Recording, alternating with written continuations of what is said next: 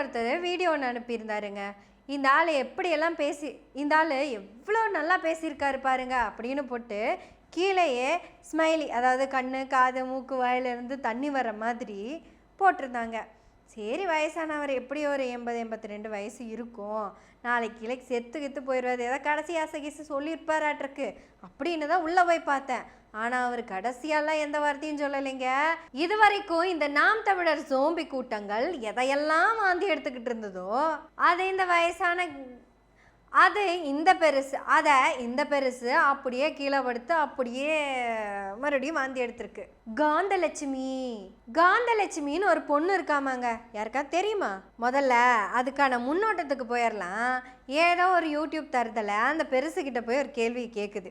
ஆட இவருக்கு பெரிய அறிவு இருக்கிற மாதிரியெல்லாம் தெரியலைங்க. சீமான் இது வரைக்கும் என்னெல்லாம் பேசியிருக்கானோ, அவன் மனப்பாடம் பண்ணி என்னையெல்லாம் கொட்டினானோ அதை அப்படியே இவங்களும் மனப்பாடம் பண்ணி பேசியிருக்கிறாங்க. அந்த பெருசுக்கிட்ட போய் இந்த யூடியூபரு கேட்குறாரு, சீமான் பையன் மாடு மேய்க்கட்டும் அப்படின்னு மதிவதனி சொன்னாங்கல்ல. பெருசுக்கு உடனே கை காலெல்லாம் நடுக்க வந்துருச்சு. அந்த பேரை கேட்டோடனையுமே ஐயா அப்படியே ஆடி போயிட்டாரு. அப்புறம் என்ன சொல்றாரு, அந்த பேரை நான் சொல்ல விரும்பல, அது எங்க தலைவரோட மனைவியோட பேரு காந்தலட்சுமி. அவள் தான் நீ சொல்றது மதிவன் தேசிய தலைவர் பேரை சொல்ல, மனைவி பேரை சொல்ல வரல. அவள் இயற்பெயர் காந்தலட்சுமி. மதிவன்னு பேரை வச்சுக்கணும். இந்த தெலுங்கு திரையோட புறாவுமே இப்படி தான் பேரை மாற்றிக்கும், ஒவ்வொன்றும் பேரை மாற்றிக்கும். இவன் முதல்ல கருப்பையா அறுத்து போட்டாளா? பெரியார் கருப்பையா இருக்க சொன்னார்ல, படிக்க சொன்னார், படிச்சுட்டா. கருப்பையா இருக்க சொன்னார், அறுத்துட்டியா? 10 பேர் கூட படுக்க சொன்னார், நீ படுத்துட்டியா? அதான பெண்ணுரிமை.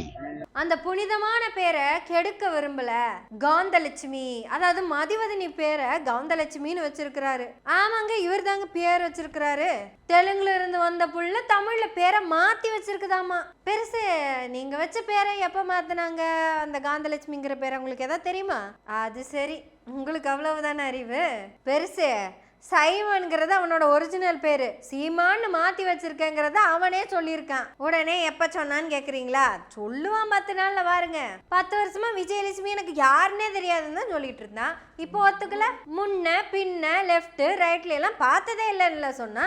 இந்த போய் எத்தனை வருஷம் சொன்னா? 10 வருஷமா சொல்லிக்கிட்டு இருந்தான். அப்புறம் என்னாச்சு?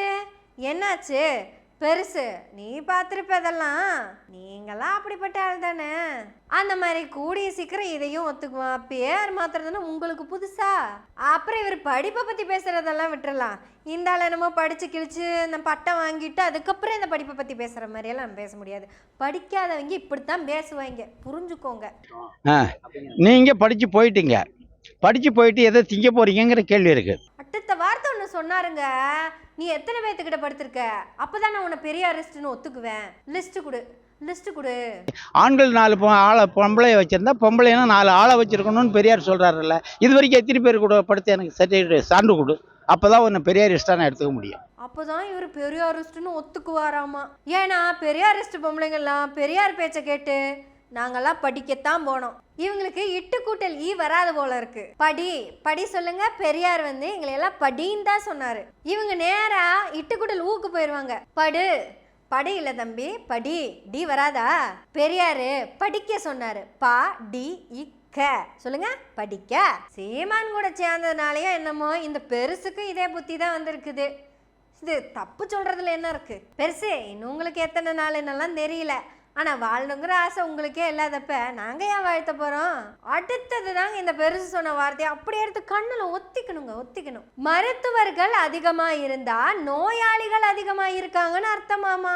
வக்கீல்கள் அதிகமாக இருந்தால் குற்றவாளிகள் அதிகமாக இருக்காங்கன்னு அர்த்தமாமா. ஒரு நாட்டில் டாக்டரே மருத்துவரே இல்லாத ஒரு நாடு இருக்கும் பொழுது அங்கே நோயற்ற மனித வாழறான்னு பொருள். ஒரு நாட்டில் வழக்கறிஞர்களே இல்லாத ஒரு நாடுன்னா குற்றமற்ற நாடுன்னு பொருள். நீ மருத்துவர் தான் வேணும்னாக்கா அப்போ நோயாளி உனக்கு வேணுங்கிற. நீ மருத்துவராக உட்காந்துங்கன்னா உன் யாருக்கு ஊசி போட போற? அப்போ உன்னுடைய கல்வி எதை கொண்டு வருது?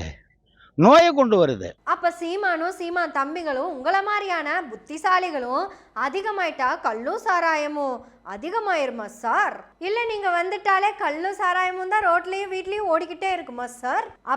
அப்ப நீங்க வீட்டுக்குள்ள போய் குடி தண்ணி இருக்க பதிலா கல்லு தான் குடிக்கிறீங்க.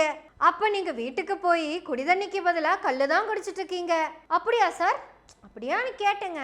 யோ பெருசு பெருசு எங்க காலத்தை விட்டுருங்க, உங்க காலத்துல ஒரு விஷயம் நடந்துட்டு இருந்தது ஞாபகம் இருக்கா? அன்புள்ள ரஜினிகாந்த் படம் நடிச்ச நம்ம ரஜினிகாந்த் இருக்காருல்ல, அவரு எல்லா பிள்ளைங்க தோல்வி இப்படி கைய போட்டு போலியோ சொட்டு மருந்து கொடுக்க மறந்துடாதீங்க. அதுக்கு முன்னாடி சீன்ல தான் ஒரு அம்மா அழுகும், என் புள்ள 5 வயசு வரைக்கும் நல்லா தாங்க ஓடிட்டு இருந்தா, திடீர்னு என்னாச்சுன்னு தெரியல, இப்ப காலெல்லாம் சூப்பி போய் நடக்க முடியாம. அதுக்கு பேரு இளம்பிள்ளை வாதம். எந்த மருத்துவரும் அதுக்கு மருந்து கண்டுபிடிக்கல. ஜான் சால்க் கேள்விப்பட்டிருக்கீங்களா? பட்டிருக்க மாட்டீங்க. அதுதானே, உங்களுக்கு நெடுமாறனையும் சைமன் என்கிற சீமான பத்தி எல்லாம் தானே தெரியும். அவரு போலியோக்கு மருந்து கண்டுபிடிச்சு அந்த கேம்பெயினோட பேர் என்ன தெரியுமா? Pulse polio. கிட்டத்தட்ட 3ஆம் உலக போர் மாதிரி அதை நடத்தினாங்க. பிறக்கிற ஒவ்வொரு குழந்தைக்கும் 5 வயசு 6 வயசு வரைக்கும் போலியோ டிராப்ஸ் கொடுத்தே ஆகணும்னு உலகம் முழுக்க அது மிகப்பெரிய விஷயமா நடந்துகிட்டு இருந்தது. அதுக்கு பேரு அறிவிக்கப்பட்ட போர் எகெயின்ஸ்ட் போலியோ. இப்படி உலகம் முழுக்க இருக்கிற எல்லாரும் இணைந்து அந்த கண்ணுக்கு தெரியாத அந்த போலியோவை ஒழிச்சு கட்டணும். யோ பெருசு, இது உங்களுக்கு தெரியுமா? காலரா வந்து கொத்து கொத்தா ஒரு கிராமமே எல்லாம் அழிஞ்சு போன விஷயம்லாம் இருக்கு. மலேரியாங்கிறது அன்னைக்கு கொள்ளை நோய். இந்த வால்பாறையில எல்லாம் எரியும் பனிக்காடு புக்கு படிச்சிருக்கீங்களா? படிடாடே, உன்னை ஏன் தெரியுமா வாடா போடான்னு சொல்றேன்? வயசுக்கு மரியாதை கொடுக்கணும். ஆனா அறிவுல சின்ன பையனுக்கு எப்படித்தான் சொல்லி புரிய வைக்கிறது சொல்லுங்க? இந்த அறிவுல சின்னவங்களுக்கெல்லாம் எப்படி சொல்லிதான் புரிய வைக்கிறது? போடா டே பரமா, படிடா, படிச்சு தொலைடா. மலேரியா மிகப்பெரிய கொள்ளை நோய். இன்னைக்கு என்னாச்சு? இந்த அறிவெல்லாம் இந்த பெருசுக்கு இருந்ததுன்னா மதிவதனி தோழர் இப்படி பேசியிருப்பானா? இந்த ஆளு பெருசே நல்லா கவனிச்சு கேட்டுக்கோ.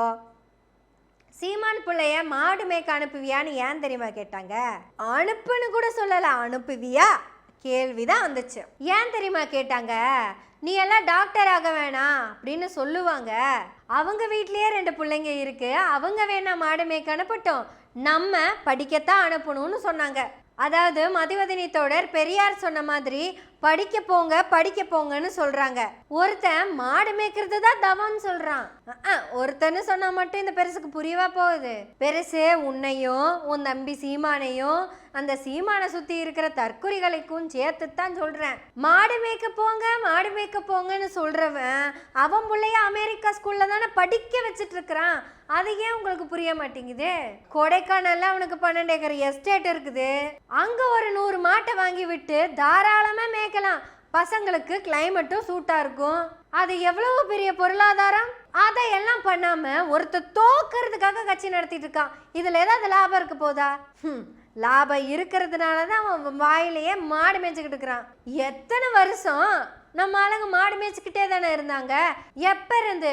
ஆணிரை கவர்தல்ல இருந்து, சங்க காலத்துல இருந்து அப்படியே எதிரி மண்ணம் போய் அவங்கிட்ட இருக்கிற மாட்டையெல்லாம் புடுங்கிட்டு வந்துருவானாமா. கிட்டத்தட்ட 2020 வருஷத்துக்கு முன்னாடி இருக்குமா? அப்பெல்லாம் இவங்க எல்லாம் எவ்வளோ பெரிய பணக்காரங்களா இருந்திருக்காங்க. அட அந்த மாடு மேய்க்க தொழில் தான் சொல்றேன். இவனுக்கு தான் இடம் இருக்குது, பத்தாததுக்கு அதே சைஸ்ல 2 கண்ணுக்குட்டிகளை வீட்டுல வச்சிருக்கேன். அப்புறம் கயல்வெளின்னு வேற இன்னொன்னு இருக்குது. அண்ணமாளுக்கு வேலை ஹே மட்டும்தான். ஆனா அப்புறம் என்ன, முதல்ல குடும்பத்தோட மேய்ச்சிட்டு எக்ஸாம் நடத்தி காட்ட வேண்டியதானே?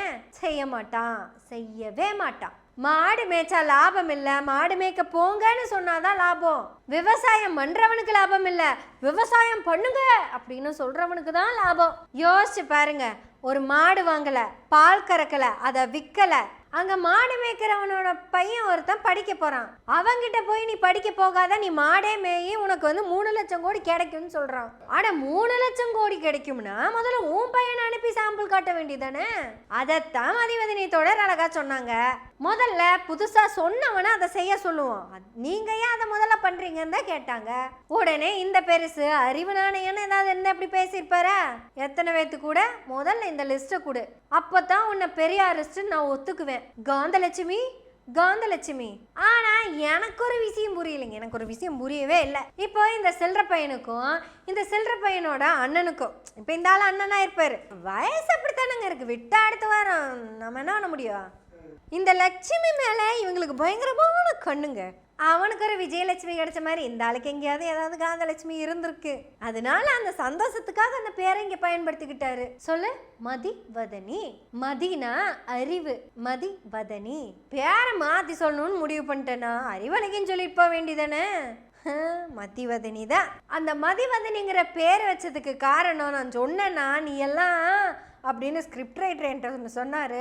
அதை நான் சொல்லவே முடியாது. இப்படி ஒரு கெட்ட வார்த்தை அது சொல்லி சொன்னார். கேட்டிருந்தா புன்னகையின் செய்தி ஆசிரியர் காலையிலேயே சொல்லிட்டாரு. அவருக்கும் இந்த விஷயத்துல கோவம் தான், ஆனால் நாகரிகமாக பேசுகிறீங்கன்ட்டாங்க. அதனால தான் இந்த நாகரிகத்துக்கு இறங்கி பேசிட்டு இருக்கிறேன். மதிவதனிங்கிற பேரு தலைவருடைய மனைவியின் பெயர். நல்லா கேட்டுக்கங்க. கிட்டத்தட்ட அந்த டைம்ல பெரியாரிஸ்டுடைய எல்லா பெண் பிள்ளைகளுக்குமே அதிகபட்சம் மதிவதனின்னு பேர் வச்சிருப்பாங்க. பசங்களுக்கு பிரபாகரன் யாருக்கெல்லாம் பேர் இருக்கோ அவங்க எல்லாத்தோட அப்பாவுமே கண்டிப்பாக பெரியாரிஸ்டாக இருப்பாங்க. மதிவதனி தோழருடைய பெற்றோரின் வரலாறு உங்களுக்கு ஏதாவது தெரிஞ்சிருந்தா சீமான செருப்பை கழட்டி நீயே அடிச்சிருப்ப. ஏய் அவங்க தாண்டா அவங்க, நீ எல்லாம் சில்லற பையன்டான்னு சொல்லியிருப்பீங்க. ஏதோ ஒரு காரணத்துக்கு வேண்டி போய் தின்னுட்டு வந்த நீ ஏன் இந்த பேச்சு பேசிட்டு இருக்கிற? ஆக்சுவலாக தோழரோட அப்பா எல்லாம் தாண்டா அதை பேசணும். அது சரி, கால கொடுமைன்னு சொல்லுவான்ல சில்லற பையன், அதுதான் இது. இங்கே பாருங்க, இந்த வீடியோவை பார்த்துட்டு கிட்டத்தட்ட அவ்வளவு கோபத்தோடு தான் நான் பேசணும்னு வந்தேன். புன்னகையில் பேசுறதுனால தான் புன்னகையோடு பேச வேண்டியதாக போயிடுச்சு. நம்ம எப்பவும் புன்னகையோடையே பேசுவோம், எல்லாரும் புன்னகையோடையே இருப்போம். நீங்களும் நம்ம புன்னகை சேனலை சப்ஸ்கிரைப் பண்ணி பெல் பட்டனை அழுத்தி ஆதரவுகளை கொடுத்துக்கிட்டே இருங்க. நன்றி, வணக்கம்.